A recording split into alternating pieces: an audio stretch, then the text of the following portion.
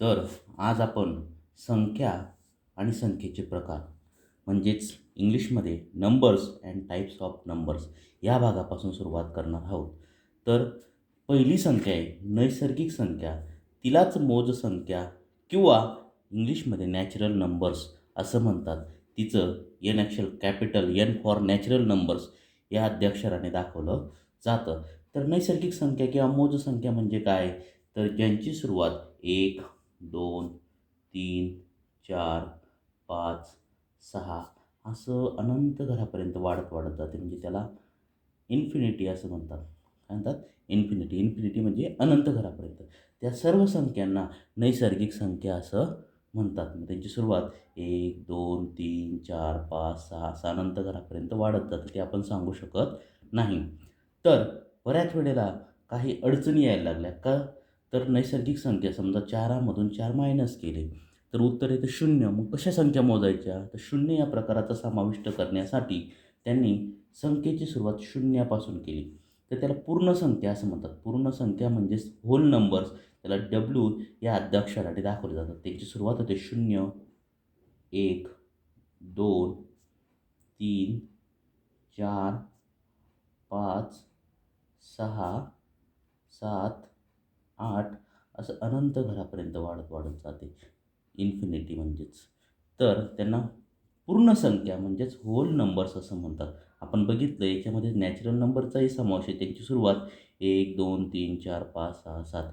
फक्त नैसर्गिक संख्येपेक्षा पूर्ण संख्या मोठ्या आहेत. कारण त्यांची एक अक्षर म्हणजे 0 ही संख्या त्याच्यात नव्याने समाविष्ट म्हणजे जास्त आहे म्हणून. ओके. तर अशाच पद्धतीने नैसर्गिक संख्या झाल्या, पूर्ण संख्या झाल्या. आता आपण वळूया पूर्णांक संख्याकडे. जे पूर्णांक संख्येच्या मध्यभागी 0 ही एक संख्या असते. तर त्याच्या उजवीकडे 1, 2, 3, 4, 5, 6, 7 असं अनंत घरापर्यंत वाढत वाढत जाते. त्यालाच इन्फिनिटी असं म्हणतात. तर डावीकडे -1, -2, -3, -4, -5, -6, -7 असं अनंत घरापर्यंत इन्फिनिटीपर्यंत वाढत जाते. तर याच्यात उजवीकडे धनपूर्णांक संख्यांचा समावेश आहे, तर डावीकडे ऋणपूर्णांक संख्यांचा समावेश व मध्यभागी 0 या संख्यांचा समावेश आहे. म्हणजे 3 संख्यासंच याच्यामध्ये समाविष्ट होतात. धनपूर्णांक संख्या बघा, धनपूर्णांक संख्या,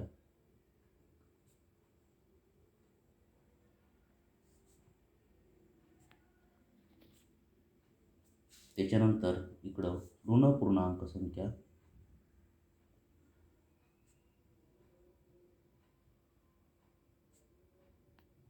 संख्या व मध्यभागी 0 ही पूर्ण संख्या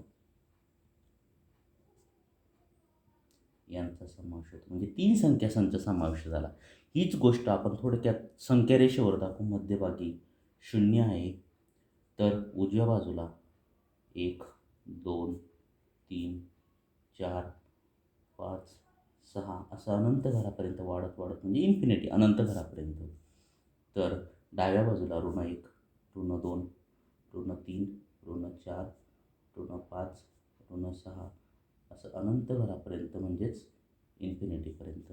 तर इथं आपण बघितलं तर 1 ही जी संख्या आहे, तर या संख्येला चिन्ह दिलेलं नाही. चिन्ह दिलेलं नाही म्हणजे ती काय असेल? धन. ज्या ठिकाणी चिन्ह दिलेलं नाही तिथं गृहीत धरायचं की ती संख्या धनसंख्या आहे. व ज्या ठिकाणी ऋण ही चिन्ह दिलेलं आहे ती ही ऋणसंख्या असते. लक्षात. जसं संख्या रेषेच्या बघा याच्यातलं 0 आणि 1चं अंतर जर बघितलं तर 1 हे ॲम्प्लिट्यूड आहे. तर 1 ते 2 याच्यात सुद्धा 2 संख्यांचं अंतर आहे. परंतु 1 पासून तर -1 पर्यंतचं अंतर किती असेल? तर 2 असेल. कारण 1, 2 किंवा इकडनं सुरुवात केली 1, 2. जेव्हा आपण संख्या रेषेच्या उजवीकडे जातो, संख्या रेषेच्या उजवीकडे जातो, तेव्हा संख्येची किंमत वाढत वाढत जाते आणि संख्या रेषेच्या आपण डावीकडे येतो, तेव्हा संख्येची किंमत 1ने कमी कमी होत जाते. बघा 6ची किंमत 5, 4. आपण कुठे जातोय? डावीकडे जातोय. 1ने कमी कमी होत जाते. शून्यापेक्षा लहान कोण आहे? ऋण 1. ऋण 1 पेक्षाही लहान कोण आहे? ऋण 2. ऋण 2 पेक्षाही लहान कोण आहे? ऋण 3. ऋण 3 पेक्षाही लहान कोण आहे? ऋण 4. ऋण 4 पेक्षा ऋण 5. तर सगळ्यात मोठी ऋणसंख्या कुठली आहे? तर ऋण 1 आहे. आलं लक्षात? आणि सगळ्यात लहान ऋणसंख्या विचारली तर सांगता येत नाही. इन्फिनिटी या पद्धतीने लक्षात. तर डावीकडे जाताना संख्येची किंमत कमी कमी होत जाते, उजवीकडे जाताना संख्येची किंमत 1ने वाढत वाढत जाते. आता पुढचा प्रकार आहे परिमेय संख्या. त्यालाच रॅशनल नंबर्स, त्याला आर या आद्याक्षराने दाखवलं जातं. जसं आपण बघितलं पूर्णांक संख्येला इंटेजर्स आय या आद्याक्षराने दाखवलं जातं, तसंच परिमेय संख्येला आर या रॅशनल नंबर्स म्हणजेच आर या आद्याक्षराने दाखवलं. त्याची व्याख्याच आहे पी या पूर्णांक संख्येला क्यू या शून्योत्तर पूर्णांक संख्येने भागले असता तयार होणारी संख्या ही परिमेय संख्या असते. म्हणजे पी छेद क्यू बरोबर आर परिमेय संख्या मिळते. पण Q is not equal to 0. शून्योत्तर म्हणजे शून्य नसलेली संख्या. क्यूची किंमत काय नको पाहिजे? शून्य नको पाहिजे. समजा 3/4 शून्य नाही, म्हणजे ही जी संख्या तयार होईल ही परिमेय संख्या असेल. तुम्ही असा विचार केला असेल, ठीक आहे चला आपण एक काम करू, 4 ही सुद्धा परिमेय संख्या आहे. कारण ज्या संख्येच्या भागे छेदस्थानी काही नसतं तो आपण 1 हा गृहीत धरायचा असतो. म्हणजे ही सुद्धा परिमेय संख्या आहे. लक्षात. तर परिमेय संख्या ही धन असू शकते, ऋण असू शकते. फक्त पी छेद क्यूला क्यू म्हणजे शून्योत्तर नसला पाहिजे, कारण त्याचा भाग हा शून्य नसायला पाहिजे. जसं 3/0 तर त्याचं उत्तर इन्फिनिटी येतं. म्हणून पी छेद 3/0 ही परिमेय संख्या नाही, ती रॅशनल नंबर नाही. आलं लक्षात. तर कुठलीही संख्या ही परिमेय असेल, परंतु त्याच्या छेदस्थानी काय नको पाहिजे? तर शून्य नको पाहिजे या पद्धतीने. तर मग अपरिमेय म्हणजे काय?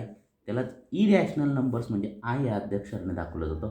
आयचे 2 प्रकार आपण बघितले, आय फॉर इरॅशनल नंबर्स आणि इंटिजर्स, म्हणून त्याला आय आर या अक्षराने दाखवलं जातं. इरॅशनल नंबर्स म्हणजे कसं? 7.14 5 3 4 2 1 8 असं अनंत घरापर्यंत वाढत गेलेली, म्हणजे ती संख्या आपण सांगू शकत नाही. त्याला इरॅशनल नंबर्स असं म्हणतात.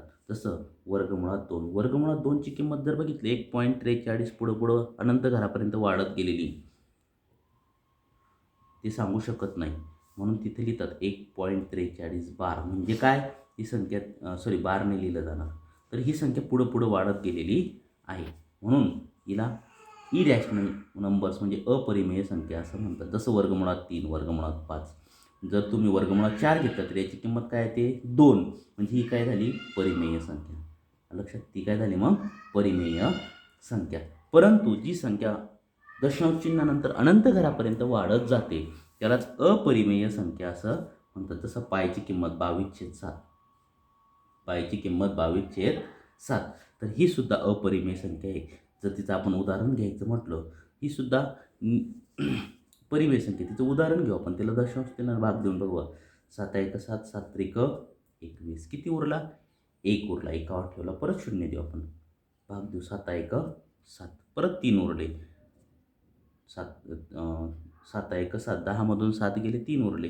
3वर परत 0 देऊन बघा. 7 चौक 28. परत 2 उरले.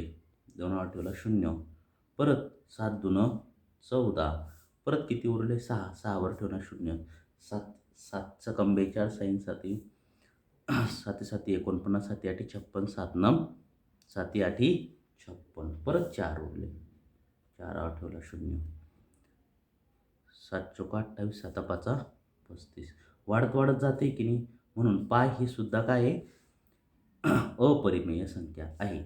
समजा तुम्हाला असं दिलं 3.4च्या वरती 0, म्हणजे याचा अर्थ असा होतो 3.444 अनंत घरापर्यंत वाढत जाते. ही सुद्धा अपरिमेय संख्या आहे.